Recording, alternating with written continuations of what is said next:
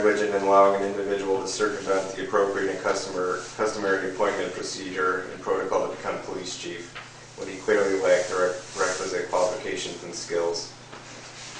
I'm sure that's referring to Dan Lavella, correct? He's a police chief, right? Right.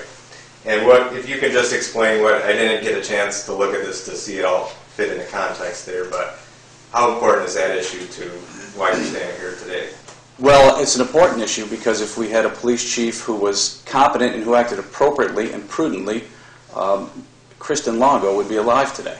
And is there any belief that there was any, I know I'm familiar that there was a relationship or friendship between Dan and Joe Longo, or to the extent he knew Kristin Longo as well. Is there any belief that that might have been a factor in why certain issues weren't pursued? Rocco, like I said earlier, there's no way that we can get to the bottom of this matter and to get to the truth without putting people under oath and taking their examinations under penalty of perjury. Is that a possibility? Yes. Does that present a conflict of interest? It seems to, at the very least, present the appearance of a conflict of interest. As John said, we want to know the truth about the events that led to Kristin's murder, and we want the circumstances that allowed her murder to happen to be known. Kristin reported 2 threats and acts of violence to Joe's superiors. They acknowledged she was in danger. They promised to protect my beautiful sister, but they let her down. This event has impacted our entire community. We all deserve to know that there are steps that can be taken to prevent this type of tragedy from ever happening again.